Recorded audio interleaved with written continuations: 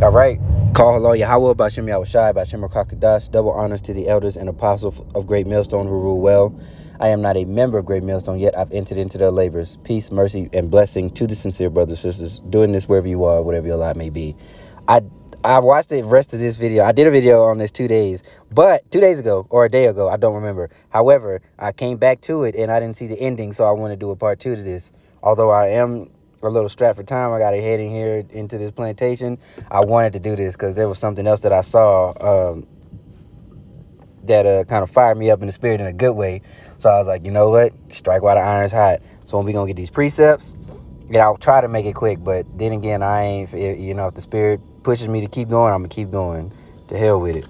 All right. So this, he talks about the story of Job, and I'm not going to get into that because that's an entirely different lesson, but I'll let him say what he's going to say, and then we'll continue on. I don't have much time left, but there's the entire story of Job where God allows Satan to practically torture him as some divine game to see if Job would end up hating God. God commanding... Right. God will say, Yahweh also commanded Satan not to kill. Like he put stipulations to what he could and could not do. Also, that is something that is a stumbling block to people. So when they read this Bible and they see that the Lord is not all love and handing out cookies and shit, it's a stumbling block unto them. And hey, good riddance. See ya. However, this is what it means to swallow the whole roll. There are bitter things there are bitter sayings in this word. There are bitter prophecies that are going to happen and that we're going to have to deal with. And there are beautiful things that we are going to take part of. But that's what happens. That's just that we have to eat the entire roll. And if you teach in sincerity and truth. Don't leave anything out. There are unfortunate things. There are terrible things that have happened in this word. And of course, especially according to today's standards. However, the scriptures also say that the Lord is going to visit the world in which he made. And in my part 1, I already talked about the vessel fitted for honor and dishonor and all that other stuff and how the other nations just don't matter. And that is another hard and bitter truth. And that's how it's a good way to be able to tell if a speckled bird, so somebody who looks like the other nation, can accept this word in its entirety. They may very well be an Israelite. They just, since we were spread across the four corners of the earth, there's no way of us looking like the quintessential black hair, dark brown skin, not black. Because black is not a skin color. Black and white are social constructs. You can look up Dr. Jacqueline Battlelora's study on that. But yeah, you have brown skin, beard or whatever, or how your brown eyes. You're not always going to look like that. Because why? We were scattered. So let's continue. Mass genocide and the slaughter of infants. Pause to read. Right. You see Amalek, okay? And why did Saul get dethroned, for a lack of a better word? Huh? Why did he? He disobeyed. Saul did not do what he was supposed to do. And it said Amalek. And we understand that the Lord will have war with Amalek forever, okay? And Amalek is the son or grandson of Esau. He's the son. So let's get where he got. He went to, what did he do, Samuel? Damn, I missed it. I believe it was 1 Samuel. God commanding mass genocide and the slaughter of infants. Pause to read. Or how? Yeah, I think that's 1 Samuel 15. So let's go there real quick. And we'll pull it up here too. I really hate this app sometimes. All right, 1 Samuel chapter 15. Okay, Saul defeats the Amalekites because the Lord sent him to do that, right? And of course, by today's standards, the slaughter of infants is terrible. However, did our babies not get bashed against the stones? Did we not get destroyed? And it was sanctioned by Yahweh? Why Yahushua? Was it not sanctioned? Because we disobeyed. And then why did we get rid of these other nations that were in the land? Because they were committing disgusting, abominable acts according to the way the Lord wanted things run. They did it opposite. So he's like, get rid of them. You will have this land according to the promise of Abraham. And Abraham never would have got that had he not went like I did in my previous video, had he not obeyed and was going up to sacrifice his son, but didn't. At the last minute, the Lord provided a ram, right? That's just how these things went. The West is very soft. The West, and being here, you cannot stir up your pure mind, or you can, given the Spirit, but it's just, it don't mix. West and biblical, true culture, true Eastern culture, it's an Eastern book. They don't mix, and you have to get out of your feelings. All right. So Saul defeats the Amalekites. Armies declared, have settled the account of nation for Amalek opposing Israel when they came from Egypt. Right. So here's why. I've decided to settle the accounts with the nation of Amalek for opposing Israel when they came out of Egypt. They did not let us cross through the land. Right. When we were trying to get out of Egypt, we were, doing that 40 years or whatever. We was like, hey, can we pass through your land real quick? We ain't going to take nothing. We ain't going to touch. Like you black moms, and them so-called nigga moms, don't touch nothing. Don't ask for nothing. And that's the spirit we is. We ain't going to do nothing, man. We just want to pass through, all right? Can you grant us that? Can you let us pass through? And this piece of shit said no. So it's time to settle the account. The score must be settled. All right. For the opposing Israel when they came from Egypt, now go and completely destroy the entire Amalekite nation. Men, women, children, baby, cattle, sheep, goats, camel, donkeys. So Saul mobilized his army. So that's the Lord telling him to do that now. All right. And there are other accounts where we were supposed to smite everything that pisses against the wall. That is what happened. That is what the Lord commanded. Why? Because other nations don't matter, especially not them. And that is the entire truth of the Bible, harsh as it may be. And in the coming times, people are going to be scared to stand on that. Oh, so you with killing babies. Like, look, man, look. Anyway, let's just go. Let's just go. All right, let's just go. Then Saul and his armies went to a town of the Amalekites and lay in wait in the valley. Saul sent this warning to Kenites, move away from here where the Amalekites live, or you will die with them. Rightfully so. Let's keep scrolling down, all right? He captured Agag, okay.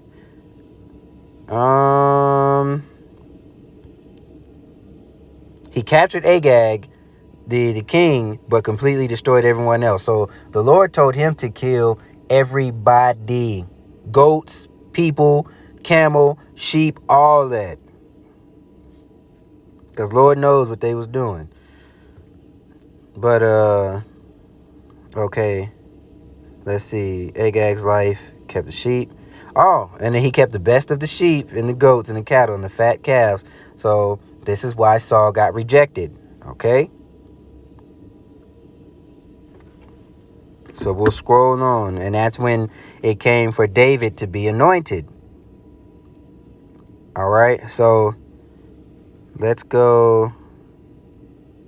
There was something else I wanted to get. Oh. And was David a man, not a man after the Lord's own heart? So continuing on in slaughtering of the other nations, right? Continuing on in that spirit.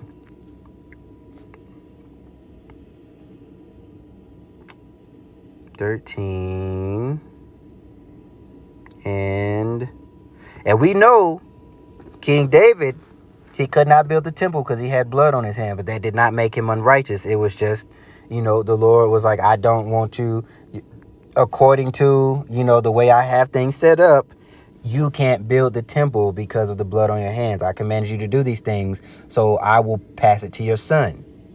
You did what I needed you to do. I'm going to pass the other portion to your son.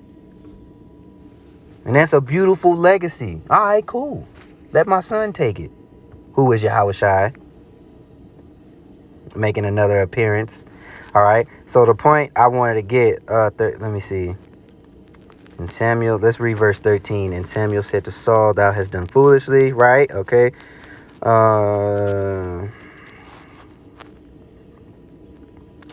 Here we go. 14. But now thy kingdom shall not continue. The Lord has sought him a man after his own heart. And the Lord hath commanded him to be captain over his people, because thou hast not kept that which the Lord commanded thee. So that was in the Lord's heart for how the Amalekites to be destroyed. Saul did not do it. And you see how these stumbling blocks can be set for people, and that was done purposefully.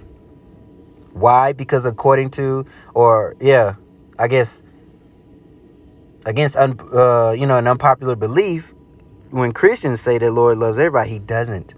He does not love everybody. Everybody cannot be saved. You cannot call on that false name Jesus and then everything be lickety-split, perfect, and peachy. So he says the Lord after man's own heart, right? And that's Old Testament. No problem. Because I feel like somebody might say something about that. Let's go to Acts. I believe 13.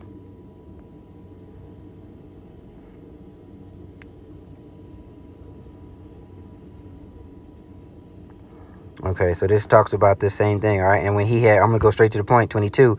And when he had removed him, that is Saul, he raised up unto them David to be their king, to whom also he gave testimony and said, I have found David, the son of Jesse, a man after mine own heart, which shall fulfill all my will. All right, and David, what did he do? So what was the command that the Lord gave David? He went and set up the kingdom. He subdued all the surrounding nations. They paid tribute, and that is why you go to Amos, right? That is why the new kingdom coming down, it will be restored as of old.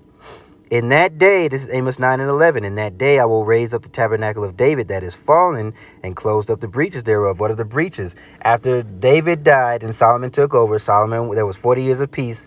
Solomon went off. The kingdom was rent, split in half. Northern kingdom and southern kingdom. Southern kingdom being Benjamin, Judah, and Levi. And then the northern kingdom are the other tribes. And they went into Assyrian captivity. The northern kingdom did. And then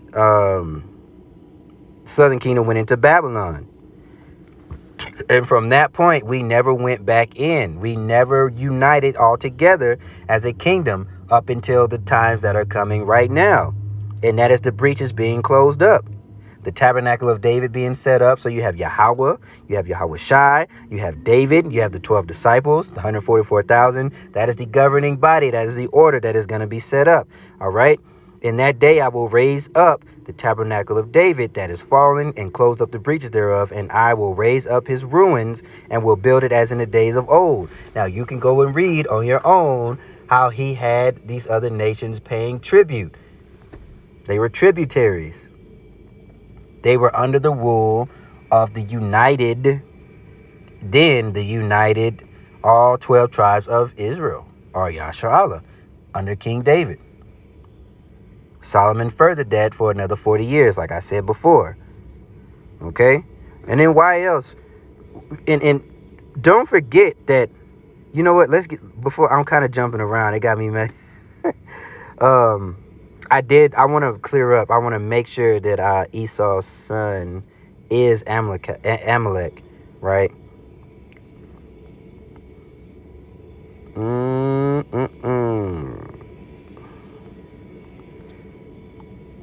Let's go here, because it gives me the titles. I need to make sure I know where I'm at.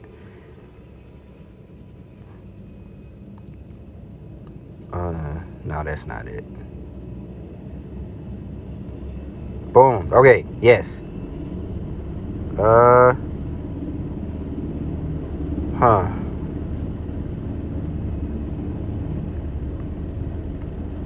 right, verse 10, these are the names of Esau's son. Eliphaz, the son of Esau, his wife, Adah, Reuel, son of Esau's wife, Basemath, Descendants of Eliphaz were Teman, Omar, Zepho, Gatam, and Kenaz. Timnah, the concubine of Esau's son Eliphaz, gave birth to a son named Amalek. So out of the line of Esau, you have Amalek, and Amalek is, now the chief tribe of the heathen nation of Esau, Edom. So we got that. And then here's another reason why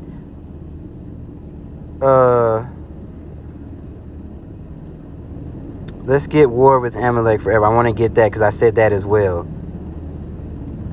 Exodus 17 and 16. I believe 17. Straight to the point. Okay. Straight to the point. Because I'm kind of going on long. All right, so 17 and 16 is Exodus. For he said, because the Lord has sworn that the Lord will have war with Amalek from generation to generation. Right, so you can read through Exodus 17 and 16, okay, and get some context on that. But Amalek did come and fight with us. They did have a fight with us in these chapters. And that was when he wouldn't let us pass by, I believe, or it might be a little further in, that they wouldn't let us pass by when we were coming out. And we can go to Psalms. This is the most popular one right here, Psalms 137. Remember, O Lord, the children of Edom in the day of Jerusalem, who said, race it, even to the foundation thereof. Right? So when our enemies came to destroy us, they were like, yeah, get them niggas. They ain't forgotten there was war with, you know what?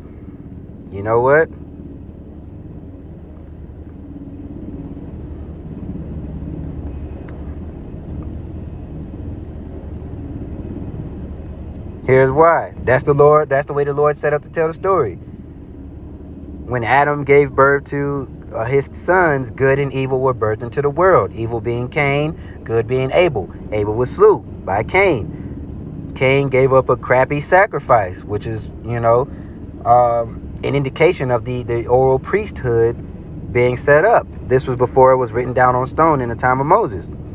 Abel got slew. God, Yahweh gave them Seth, which is compensation. His name means compensation.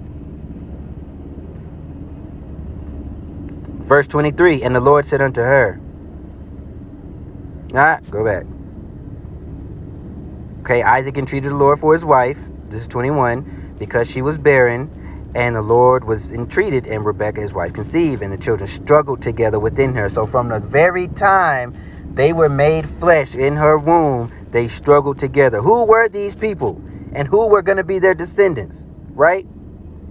And she said, if it be so, why am I thus? She went to inquire of the Lord, and the Lord said unto her, 2 nations are in thy womb, and 2 manner of people shall be separated from thy bowels, and the one shall be stronger than the other people, and the elder shall serve the younger. And we know who's stronger than the other. And the only reason why the one is currently ruling now is because he was given into their hands, not by might, not by anything of their own volition. It was just because the Lord wrote the story that way, and it was their time to rule, because Isaac gave him a blessing as well. That is why they were to be destroyed. That is why the Lord gave that command to Saul, whom he disobeyed. So he was taken out, or not taken out by, he eventually died, but he was removed, and he got David, which was a man after his own heart, who subdued these other nations because the Lord told him to do so.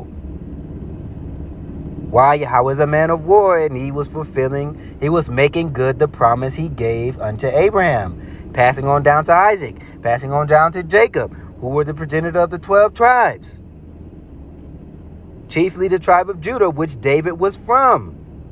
Are you following? This book is about a line of people, and no one else matters. And the main antagonist is Esau, Edom, and he has an important role to play.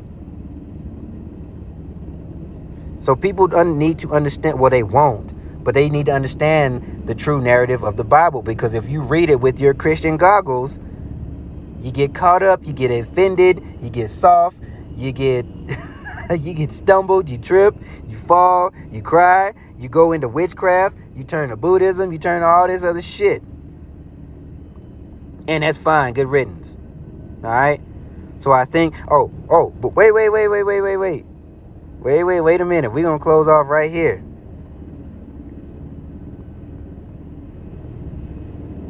'83. All right, a song or psalm of Asaph. Keep not thou silence, O God.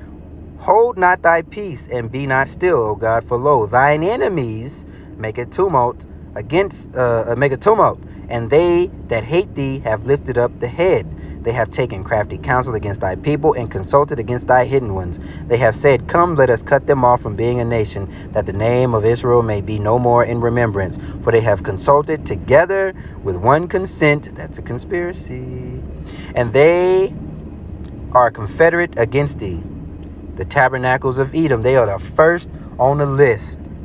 All right, and the Ishmaelites of Moab, and the Hagarenes, Gebal, Ammon, Amalek, the chief tribe of Edom.